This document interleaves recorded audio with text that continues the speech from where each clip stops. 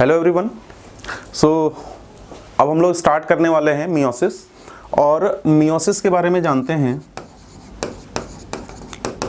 किसने दिया था? फार्मर एंड मूरे ने। क्लियर? तो मियोसिस के बारे में किसने बताया? फार्मर एंड मूरे ने। ठीक है, इन्होंने मियोसिस डिवीजन में जो भी बातें हुई उसके बारे में हम देखते हैं कि मियोसिस में होता क्या है। तो बच्चों, जैसे कि माइटोसिस में हमने देखा था कि एक सिंगल डिवीजन हो रहा था, इक्वेशनल डिवीजन जिसको बोल रहे थे, उसके अगेंस्ट अगर हम यहाँ पे देखें तो मियोसिस में बच्चों दो डिवीजन होते हैं। एक होता है मियोसिस फर्स्ट और एक होता है मियोसिस सेकेंड। दो डिवीजन एक साथ, ठीक है ना, फर्दर कंसेक्यूटिवली क्या हो रहे हैं, यहाँ पे परफॉर्म हो रहे हैं। मियोसिस फर्स्ट की अगर हम बात करें तो मियोसिस फर्स्ट में देखिए डिवीजन वही सारी चीजें हैं, प्रोसेसेस वही हैं माइटोटिक फेज के, और इसमें अगर हम बोलें तो इसके भी अपने फेजेस हैं, like the prophase first,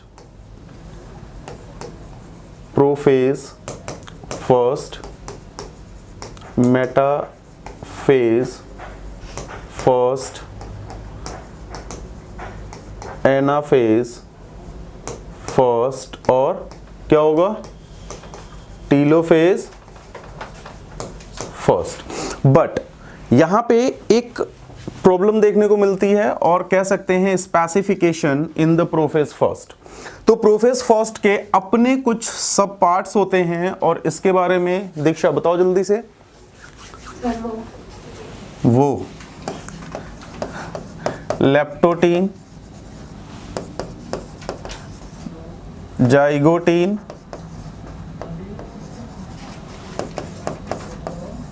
पैकिटीन,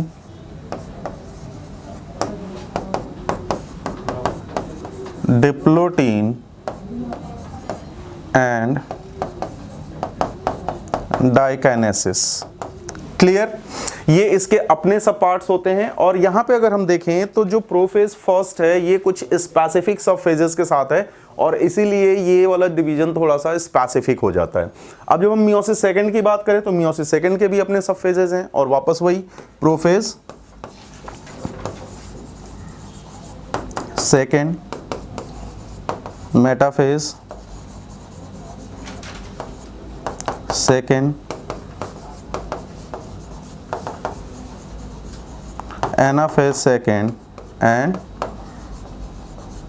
telophase second. ठीक है ना? ये जो पूरी प्रोसेस आपको दिख रही है, इसको अगर हम एक बहुत सीक्वेंशियल फॉर्म में लिखें तो देखिए सबसे पहले क्या होगा? मियोसिस फर्स्ट, इसके बाद साइटोकाइनेसिस, फिर मियोसिस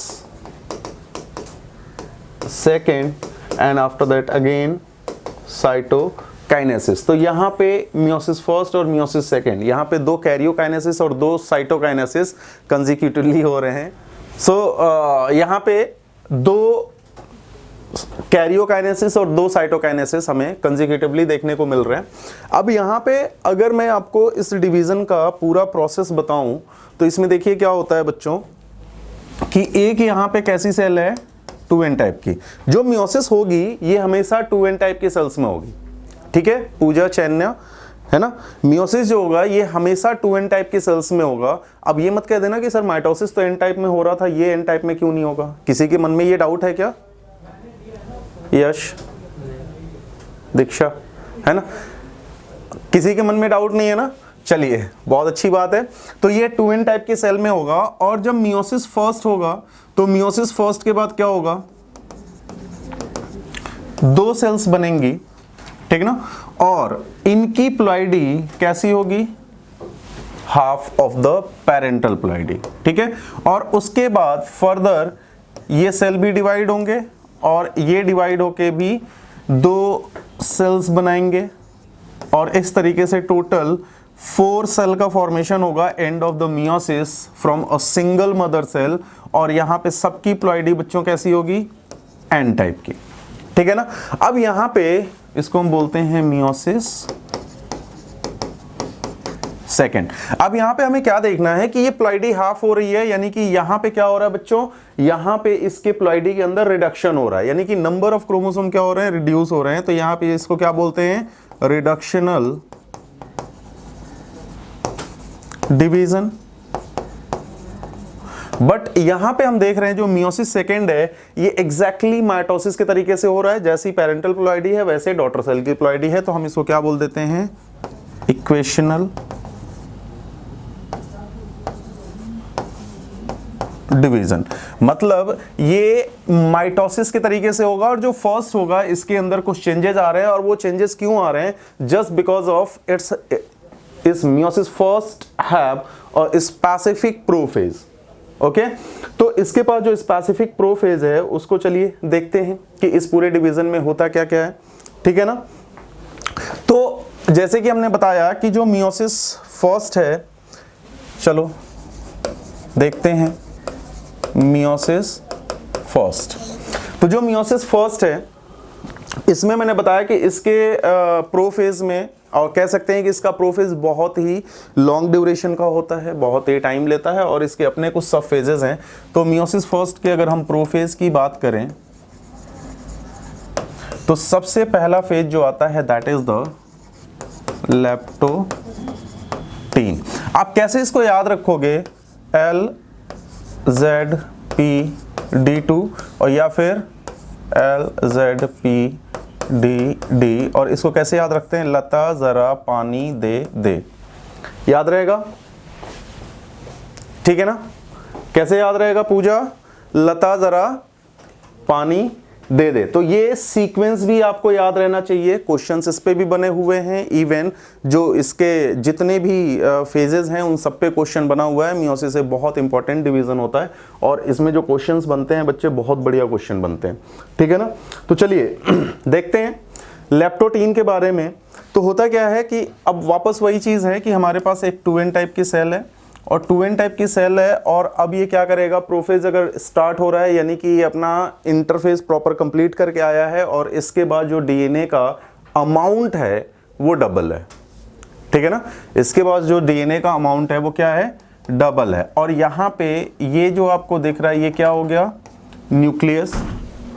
वापस यहाँ पे हम वही सारी चीजें देखेंगे जैसा कि हमने माइटोसिस के अंदर देखा था कि इसके अंदर ये जेनेटिक मटेरियल है और इसके पास ये न्यूक्लियोलस है, ठीक है ना।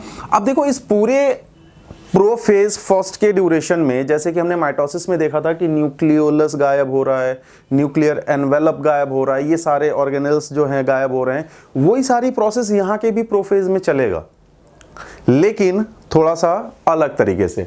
तो यहां पे हम क्या देखते हैं कि जो लेप्टोटीन फेज है, लेप्टोटीन फेज में अगर हम पूरे ड्यूरेशन में देखें तो यहां पे कॉम्पैक्शन होता है, ठीक ना। लेप्टोटीन के प्रोफेज के लेप्टोटीन में क्या हो रहा है, कॉम्पैक्शन हो रहा है। जो भी इसका जेनेटिक मटेरियल है, जो इसका क्रोमेटेड है, और ये कॉम्पैक्ट होके विजिबल होते हैं अंडर लाइट माइक्रोस्कोप, और हम कह सकते हैं कि अब यहाँ पे हम प्रॉपर क्रोमोसोम्स को एक फॉर्म में देख सकते हैं, ठीक है ना। तो सेकंड फेज क्या होगा, इस पूरे ड्यूरेशन में हमें क्या देखने को मिल रहा है, बस खाली कॉम्पैक्शन हो रहा है। सेकंड फेज इसका क्या है, जाइगोटीन। ये बहुत इंपॉर्टेंट फेज है। अगर हम यहाँ पे देखें सेल को, तो जब कॉम्पैक्शन होगा तो आपको पता है कि यहां पे जो भी क्रोमोसोम्स हैं वो क्रोमोसोम्स किस फॉर्म में है भाई, डबल क्रोमेटेड के साथ में है। यानी कि अगर हम बोलें तो यहां पे जो क्रोमोसोम हैं वो कुछ ऐसे टाइप के हैं, है कि नहीं। अब जो ये क्रोमोसोम ऐसे टाइप के हैं तो यहां पे जाइगोटीन में बच्चों क्या होता है, यहां पे पेयरिंग स्टार्ट होती है। जाइगोटीन में हम क्या बोल सकते हैं, यहां पे क्या हो रहा है, पेयरिंग हो रही है किसकी, होमोलोगस क्रोमोसोम्स की। अब होमोलोगस क्रोमोसोम्स तो आपको पता ही है कि जो होमोलोगस क्रोमोसोम्स है वो क्या है, आइडेंटिकल है मॉर्फोलॉजिकली, ठीक ना। और जो भी इनकी मॉर्फोलॉजी है उसमें ये आइडेंटिकल हैं and they get start paired. तो यहाँ पे मैं चलो दो क्रोमोसोम बना दे रहा हूँ, एक रेड कलर वाला आपको दिख गया और एक ग्रीन कलर वाला, ठीक है ना। अब ये जो क्रोमोसोम्स हैं ये क्या हो गए, पेयर हो गए। न्यूक्लियर एनवेलप अभी भी डिसअपीयर हो रहा है, ठीक ना, धीरे धीरे धीरे धीरे डिसअपीयर हो रहा है, लेकिन मेनली हमें फोकस इस पे करना है। तो इसका डायग्राम हम बनाते हैं, और यहाँ पे ये क्या हो रहा है, पेयर्ड हो रहा है। अब जब ये पेयर होंगे तो जितना ये पास आएंगे, देखिए इसी के जाइगोटीन के ही नेक्स्ट डायग्राम में मैं आपको दिखाता हूँ। चन्या, पूजा, बातें समझ में आ रही बच्चों?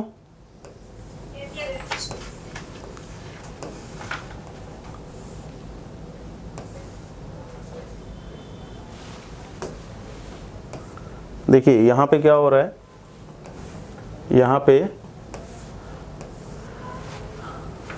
जो होमोलोगस पेयर हैं वो क्या हो गए, काफी पास में आ गए। पेयरिंग की प्रोसेस हो रही है यहां पे।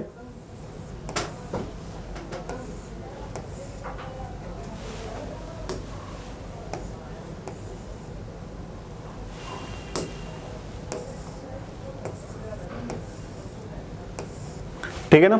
अब अगर यहां पे आप देख रहे हो तो जो क्रोमोसोम्स हैं इस रीजन में काफी पास में आ गए, और जहां पे इनके आर्म्स ऑलमोस्ट जुड़े होते हैं, इस एरिया पे क्या होता है, एक प्रोटीनेशियस स्ट्रक्चर इसके ऊपर आके अटैच्ड हो जाता है। अभी उसके बारे में भी बताएंगे। तो अगर आप देखो तो ये बाहर से ऐसे विजिबल तो नहीं होंगे कि ये जुड़े हुए हैं, बट यहाँ के जो आर्म्स होंगे, इनके जो क्रोमेटिड्स होंगे वो काफी पास में आ जाएंगे, बिल्कुल एकदम ऐसे चिपक जाएंगे। और इस जगह को, इस प्रोसेस को हम क्या बोलते हैं दीक्षा? साइनेप्सिस। क्या बोलते हैं? साइनेप्सिस। ओके, ठीक है। अच्छा, साइनेप्सिस दो होते हैं बायोलॉजी के अंदर, एक तो यहां सुनने को मिला, दूसरा साइनेप्सिस कहां सुनने को मिलता है? न्यूरॉन्स में शायद। नहीं बच्चे, बिल्कुल सही कह रहे हो, ठीक है ना। तो एक्सॉन और डेंड्रॉन के बीच में जो मैसेजेस होते हैं, यानी कि एक न्यूरॉन जब दूसरे न्यूरॉन से जुड़ता है तो वहां पे साइनेप्सिस बनते हैं। लेकिन वहां पे जो साइनेप्सिस है उसकी स्पेलिंग थोड़ी सी चेंज है। यहाँ पे जो SIS है ना, वहां पे SES है। तो थोड़ा सा ध्यान देना कि क्वेश्चन में क्या पूछ रहा है। चलिए, अब यहाँ पे हमने क्या देखा कि यहाँ पे साइनेप्सिस का फॉर्मेशन हो रहा है, और साइनेप्सिस के ऊपर अगर हम देख रहे हैं तो यहाँ पे कुछ प्रोटीनेशियस सब्सटेंस है जो क्या कर रहा है, इस पूरे साइनेप्सिस को ऊपर से कवर कर रहा है, और इसको हम क्या बोलते हैं, साइनेप्टोनीमल कॉम्प्लेक्स। क्या बोलते हैं? साइनेप्टोनीमल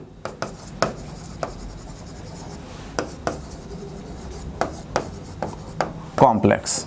ओके, तो साइनेप्सिस एंड साइनेप्टोनीमल कॉम्प्लेक्स। अब अगर ये प्रोटीन का अगर हम बात करें तो ये प्रोटीन बने होते हैं, कौन सी प्रोटीन होती है ये प्रोटीन है बच्चों यूबीक्विटिन।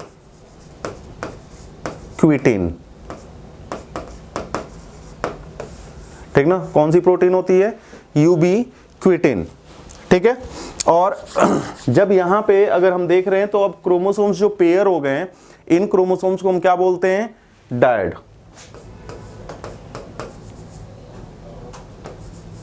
और डायड जो होगा उसके पास कितने क्रोमेटिड्स हो गए? 4 क्रोमेटिड्स। तो इसको हम क्या बोलेंगे? टेट्राड। समझ में आ रही बातें? ये सारे टर्म्स जो यहां पे दिए हुए हैं, इन सारे टर्म्स पे क्वेश्चंस बनते हैं। इस चीज को आप लोगों को थोड़ा सा ध्यान रखना है, ठीक है ना। चलिए, तो यहां पे साइनेप्टोनीमल कॉम्प्लेक्स हो गया और डायड का फॉर्मेशन हो गया। और यहां पे अगर हम बात करें तो इसी को हम क्या बोलते हैं? बाईवैलेंट। क्या बोलते हैं? बाईवैलेंट। क्लियर? चलिए, ये सारी प्रोसेस हो गई। अब हम कहां चलते हैं? नेक्स्ट स्टेज में। नेक्स्ट स्टेज कौन सा है? लैप्टोटीन, जाइगोटीन, देन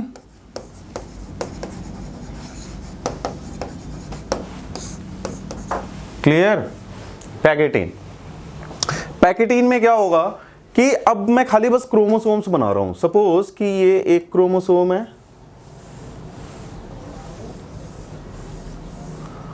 ठीक है ना, और इसका जो होमोलोगस पेयर है, अब मैं थोड़ा सा उसको कलर चेंज कर दे रहा हूं, ठीक है ना।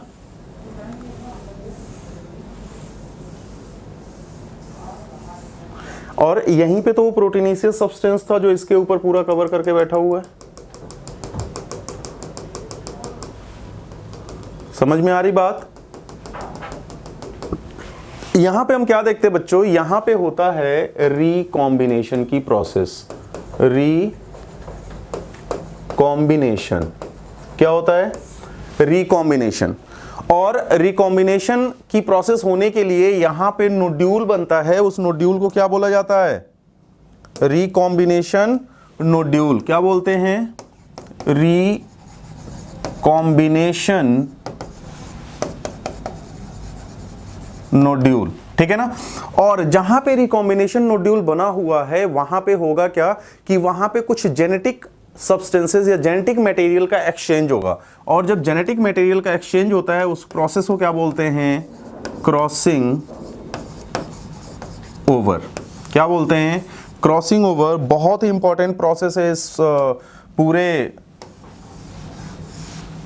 सेल डिवीजन के अंदर, ठीक है ना। क्या प्रोसेस हो रही है? क्रॉसिंग ओवर की, ठीक है ना। और इसके साथ जो रिकॉम्बिनेशन की प्रोसेस हो रही है उसके लिए जो रिस्पॉन्सिबल एंजाइम होता है वो कौन सा होता है? रिकॉम्बिनेज। कौन सा एंजाइम है? रिकॉम्बिनेज। तो ये कुछ बेसिक चीजें हैं जो इस पैकेटीन स्टेज में हम लोगों को देखने को मिल रहा है और ये बहुत जरूरी है, इस चीज को ध्यान रखना। तो यहां पे क्या प्रोसेस हो रही है? रिकॉम्बिनेशन। रिकॉम्बिनेशन नोड्यूल का फॉर्मेशन हो रहा है, उसके साथ साथ यहां पे क्या हो रहा है? क्रॉसिंग ओवर हो रहा है। और इन सब सारी चीजों के लिए रिस्पॉन्सिबल जो एंजाइम है वो कौन सा है? रिकॉम्बिनेज। तो ये सारी चीजें याद रहेंगी कि पैकेटीन स्टेज में क्या क्या चीजें हो रही हैं। तो यहाँ पे रिकॉम्बिनेशन हो रहा है, रिकॉम्बिनेशन नोड्यूल का फॉर्मेशन हो रहा है, इसके साथ साथ अगर हम देखें तो यहाँ पे क्रॉसिंग ओवर की प्रोसेस हो रही है और एंजाइम जो रिस्पॉन्सिबल है दैट इज द रिकॉम्बिनेज। अब एक बहुत सिंपल सी बात समझना, एक बहुत सिंपल सी बात समझना बच्चों कि होता क्या है कि जैसे मान लो कि क्रोमोसोम्स हैं, ये बाइवेलेंट हैं और ये आके पास में जुड़े, बाइवेलेंट बन गए, टेट्राड बन गया। यहां पे ये जो इसके आर्म्स हैं ये क्या हुए? आर्म्स एक दूसरे के साथ जुड़े, जहां पे साइनेप्सिस का फॉर्मेशन हुआ, साइनेप्टोनिमल कॉम्प्लेक्स बना और इस यहीं पे रिकॉम्बिनेशन नोड्यूल बन रहा है जिसकी जहां पे जेनेटिक इंफॉर्मेशन एक्सचेंज हो रहे हैं। रिकॉम्बिनेशन की प्रोसेस तो समझ में आती है आप लोगों को कि एक नया कॉम्बिनेशन क्रिएट करना, और क्रोमोसोम्स पे क्या प्रेजेंट है? जीन्स प्रेजेंट है। तो जीन्स का कुछ ना कुछ तो इधर उधर होगा जिसकी वजह से एक नया कॉम्बिनेशन क्रिएट होगा और यही प्रोसेस क्या कहला रही है? Crossing over. And this is responsible for variation. तो जो भी वेरिएशन क्रिएट हो रहा है नेक्स्ट जनरेशन में, जैसे कि हम बोलते हैं कि हमेशा हम अपने मदर और या अपने फादर के थ्रू प्रोड्यूस तो हुए हैं but we are not the exactly copy of them. Why? Because there is some variation occurs during the reproductive processes and इसकी वजह से जो भी ऑर्गेनिज्म प्रोड्यूस हो रहा है वो एग्जैक्ट कॉपी नहीं है अपने पेरेंटल जनरेशन के। क्लियर? अब यहां पे क्या देखो यहां पे क्या हुआ कि जो ये पूरे जुड़े हुए हैं इनमें क्या हो रहा है? जो रिकॉम्बिनेशन नोड्यूल बना हुआ है इसमें क्या हो रहा है? जेनेटिक इंफॉर्मेशन एक्सचेंज हो रहे हैं, प्रोसेस कहला रही है क्रॉसिंग ओवर। अब क्या होगा कि ये जो जुड़े हुए हैं अब ये थोड़ा सा सेपरेट होना स्टार्ट करेंगे। और सेपरेट होना क्या स्टार्ट कर रहा है? ये जो होमोलोगस पेयर है क्रोमोसोम्स के, ये जब ये होमोलोगस पेयर अलग होना स्टार्ट करेंगे तो आप देखो कुछ ऐसा स्ट्रक्चर बन रहा है कि यहां पे एक्स लाइक स्ट्रक्चर, ये वाले पॉइंट पे अगर आप देखोगे तो एक्स शेप स्ट्रक्चर बनेगा, ये वाले पॉइंट पे भी एक्स शेप स्ट्रक्चर बन रहा है। और जो इनका सेंट्रोमियर वाला पोर्शन है वो क्या हो रहा है? अलग हो रहा है। तो अगर मैं इसी डायग्राम को अगर मैं आपको दिखाने की कोशिश करूं तो ये यहां से क्या होंगे? अलग होना स्टार्ट करेंगे। बट कहां पे छोड़ के? ये वाले पॉइंट पे। क्यों छोड़ के? क्योंकि यहां पे रिकॉम्बिनेशन नोड्यूल बना हुआ है जो एक दूसरे को भी जोड़ के रखा है। उसके ऊपर क्या है? एक प्रोटीनेसिस स्ट्रक्चर है जो यूबिक्विटिन का बना हुआ है, जिसकी अगर हम बात करें तो करीब 0.15 मिली माइक्रोन के अराउंड अगर हम बोलें तो इसकी थिकनेस होती है जो इसको बांध के रखता है। अब ये जो सेपरेशन होगा वो कौन से स्टेज में होगा? तो नेक्स्ट स्टेज में होगा। और नेक्स्ट स्टेज क्या होता है पैकिटीन के बाद? डिप्लोटीन। तो डिप्लोटीन में बच्चों अगर हम क्रोमोसोम का स्ट्रक्चर अगर आपको बना के दिखाएं तो वो कुछ ऐसे टाइप का देखने को मिलेगा आपको। यानी कि यहां पे जो सेपरेशन की प्रोसेस है सेंट्रोमियर से, तो सेंट्रोमियर से जो क्रोमेटिड्स हैं देखो काफी दूर आ गया, ठीक है ना। लेकिन ये जो रिकॉम्बिनेशन वाले पॉइंट्स थे, रिकॉम्बिनेशन नोड्यूल जो बने हुए थे, यहां पे अभी भी ये क्या हैं? जुड़े हुए, ठीक है ना। तो जो सेपरेशन है वो आपको यहां पे देखने को मिल रहा है और इसकी वजह से अगर आप यहां पे देखोगे तो कुछ एक्स लाइक स्ट्रक्चर्स बन गया ना, कुछ एक्स लाइक स्ट्रक्चर बना। इस एक्स लाइक स्ट्रक्चर को क्या बोलते हैं? कियाज्मा या कियाज्माटा, ठीक ना, कियाज्माटा। क्यों बोलते हैं, यहां पे अगर आप देखोगे तो ये बन गया। अब ये इस पूरे डिप्लोटीन स्टेज में विजिबल हो जाता है, किसकी वजह से? क्योंकि जो इसके ऊपर प्रोटीनेशियस स्ट्रक्चर था, जो साइनेप्टोनीमल कॉम्प्लेक्स था, वो क्या हुआ? डिसॉल्व हो गया। जो साइनेप्टोनीमल कॉम्प्लेक्स था वो क्या हुआ? डिसॉल्व हुआ, और इसकी वजह से ये एक्स शेप स्ट्रक्चर हमें क्या हो गया? विजिबल हो गया। और इस एक्स शेप स्ट्रक्चर को हम क्या बोल रहे हैं? कियाज्मेटा। तो क्वेश्चन आता है कि कियाज्मेटा फॉर्मेशन अकर्स इन, अगर हम देखें तो कियाज्मा हमें कहां देखने को मिल रहा है? डिप्लोटीन स्टेज में, ठीक है ना। तो ये चीज को थोड़ा सा आप ध्यान रखिएगा कि कौन से स्टेज में कौन से प्रोसेस देखने को मिलते हैं। सेकंड चीज क्या होता है कि अगर हम ड्यूरेशन के हिसाब से देखें तो ये जो डिप्लोटीन की स्टेज होती है ये देखो, पहली बात मियोसिस फर्स्ट मियोसिस सेकंड के कंपैरिजन में लॉन्गर, ठीक है ना। मियोसिस फर्स्ट का प्रोफेज सबसे लॉन्गर, और प्रोफेज फर्स्ट का सबसे लॉन्गर स्टेज क्या होता है? डिप्लोटीन। तो लॉन्गेस्ट फेज ऑफ, कह सकते हैं, प्रोफेज फर्स्ट।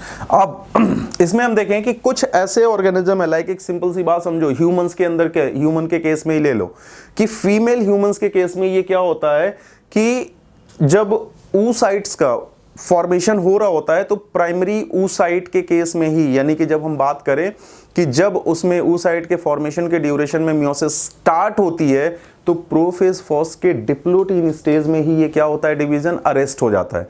उसके बाद उस फीमेल चाइल्ड का बर्थ होता है। बर्थ होने के बाद क्या होता है? प्रॉपर जब प्यूबर्टी आती है तब जाके ये मियोसिस कंप्लीट होती है।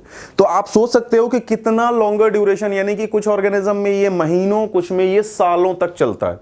यानी कि जो ये डिप्लोटीन फेज है ये लॉन्गेस्ट हो सकता है डिपेंडिंग ऑन द इंडिविजुअल, और डिफरेंट इंडिविजुअल में डिफरेंट टाइम ड्यूरेशन का होता है। क्लियर है? तो इस तरीके से हमने देखा। और इसके बाद अगर हम देखें कि डायकाइनेसिस में क्या होगा, तो डायकाइनेसिस में ये पूरा जो क्रोमोसोम होमोलोगस पेयर है ये क्या हो जाएंगे? सेपरेट हो जाएंगे। अब जिस टाइम पे ये सेपरेट होंगे तो आप ये समझो कि जब ये बिल्कुल अलग होंगे तो क्या होगा कि एक क्रोमोसोम का कुछ पार्ट दूसरे पे चला जाएगा, दूसरे का कुछ पार्ट इस पे चला जाएगा। तो जैसे कि अगर हम डायकाइनेसिस की बात करें, डायकाइनेसिस में, तो यहां पे हम क्या देखते हैं कि जो भी ये क्रोमोसोम था, इसके पहले वाला स्ट्रक्चर, तो उसमें हमने क्या दिखाया,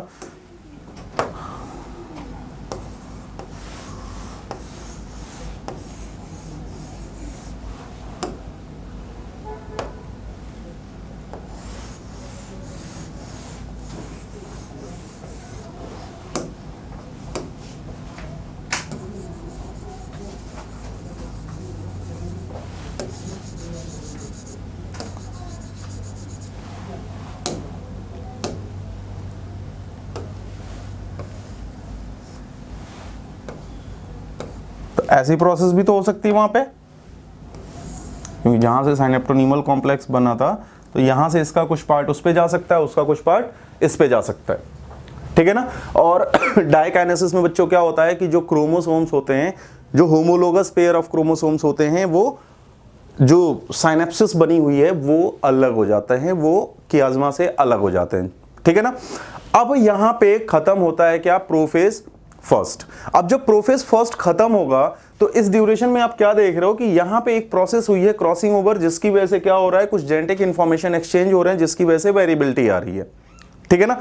अब अगर हम यहां पे देखें तो जब डायकाइनेसिस कंप्लीट होता है उस टाइम पे प्रोफेज कंप्लीट हो रहा है, और प्रोफेज के कंप्लीशन तक क्या होता है? पूरा जो न्यूक्लियर एनवेलप है वो गायब हो चुका है, न्यूक्लियोलस गायब हो चुका है, एंडोप्लाज्मिक रेटिकुलम, गोल्जी बॉडी जैसे सेल ऑर्गेनेल्स भी डिसअपीयर हो चुके हैं।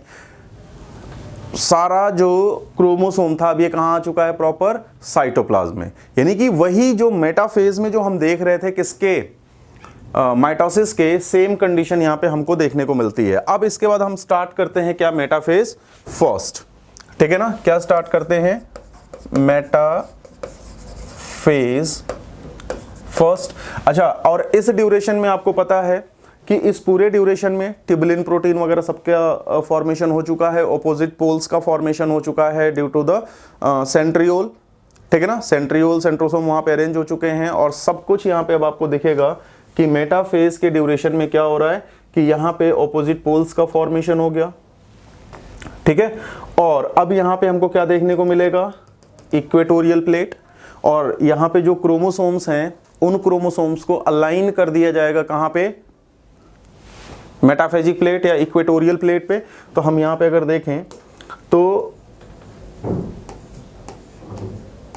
क्रोमोसोम्स कहां अलाइन हो गए, मेटाफेजिक प्लेट पे,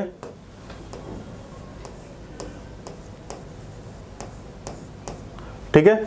और यहां पे जो स्पिंडल फाइबर्स हैं, स्पिंडल फाइबर्स क्या होंगे, अटैच्ड हो जाएंगे,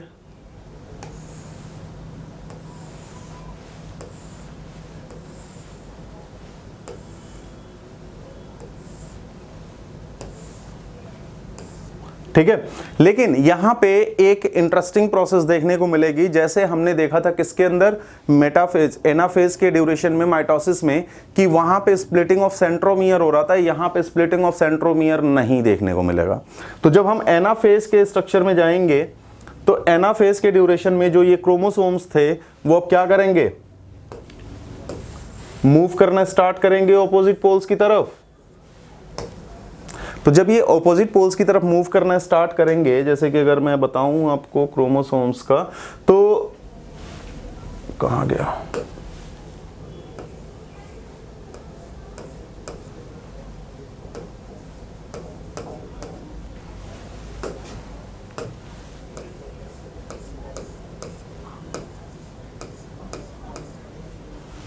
ठीक है जी। देखिए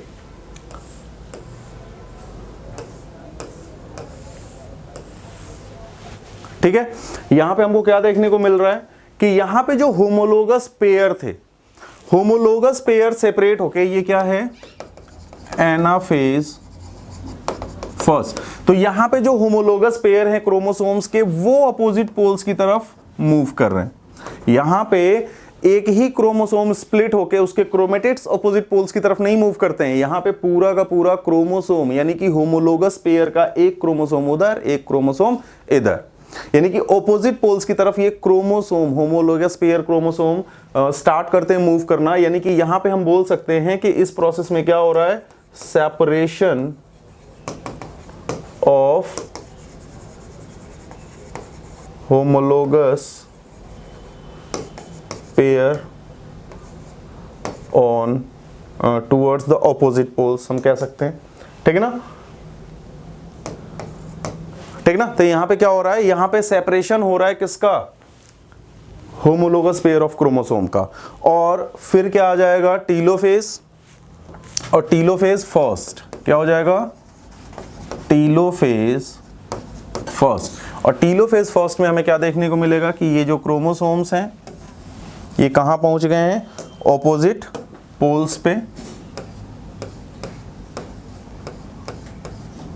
सॉरी,